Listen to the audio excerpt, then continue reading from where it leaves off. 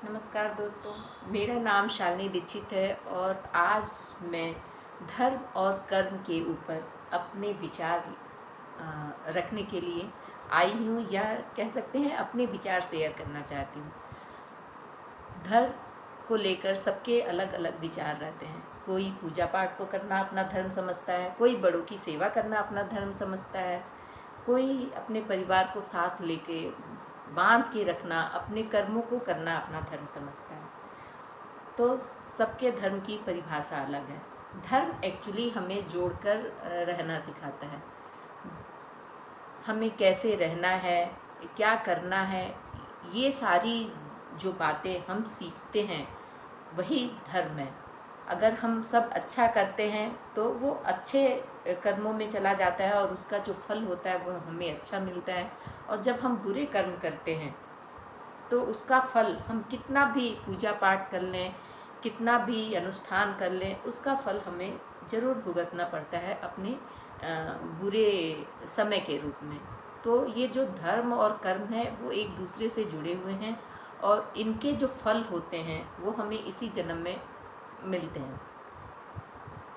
ऐसा नहीं है कि केवल आप पूजा पाठ करोगे तो ही आपको अच्छे फल मिलेंगे, नहीं तो नहीं मिलेंगे। पूजा करना हमारी संस्कृति है, हमारा कल्चर है। ईश्वर में विश्वास करना हमारा कल्चर है। उस प्रभु ने जिसने हमें बनाया है उसको धन्यवाद करना, उनका गुणगान करना, ये हमारा कल्चर है और होना भी चाहिए। हमें अपने प्रभु का, जिन्होंने हमें इस दुनिया में भेजा है, इतने सुखों को जिनके कारण हम ले रहे हैं, सांस ले रहे हैं, इस दुनिया को देख रहे हैं, जिन्होंने हमारे अस्तित्व को बनाया, हमारे वजूद को बनाया, उनको धन्यवाद करना बहुत ज़रूरी है।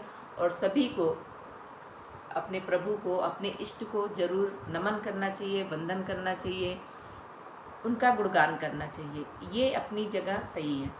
लेकिन दूसरी तरफ हमें अपने कर्मों पर भी बहुत फोकस करना चाहिए कि हमारा काम क्या है। ऐसा नहीं है कि आप अपने कर्म को छोड़ दें और केवल एक पूजा करने बैठ जाएं तो आपको सारे फल अच्छे ही मिलेंगे। आपको अपने उस धार्मिक कार्य को करते हुए अपने कर्मों को करना चाहिए।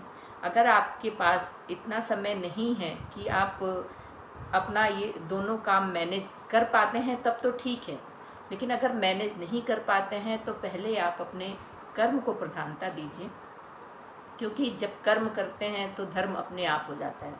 उस अच्छे कर्म से हमेशा अच्छा फल मिलता है।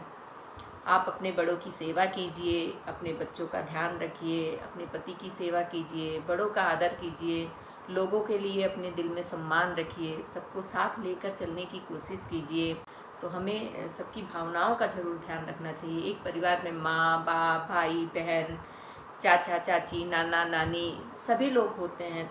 सबकी अलग अलग भावनाएं होते हैं, सबके अलग अलग कर्म होते हैं। तो जब सब कुछ डिसाइड है, सबका पोजीशन डिसाइड है, तो जो जिस हिसाब से काम करेगा उसको उसका फल मिलेगा। तो इसलिए आप अपने कर्म पर ध्यान दीजिए, अपना काम करिए और उसके फल के लिए हमेशा तैयार रहिए। और साथ में उस ईश्वर को, उस प्रभु को भी धन्यवाद दीजिए कि उन्होंने आपको यहाँ भेजा। इतनी चीज़ों का आपने यहाँ आकर ज्ञान लिया, इतनी चीज़ों को देखा, महसूस किया, अच्छी से अच्छी चीज़ों को खाया, अच्छे से अच्छे जगह घूमने गए, अच्छे से अच्छे रहने करने का सब आपको इस दुनिया में आके मिला। तो उस गॉड को हमेशा धन्यवाद बोलिए और अपने कर्म को करते रहिए। अच्छे कर्म होंगे तो उसका फल निश्चित अच्छा मिलेगा, ऐसा मेरा मानना है।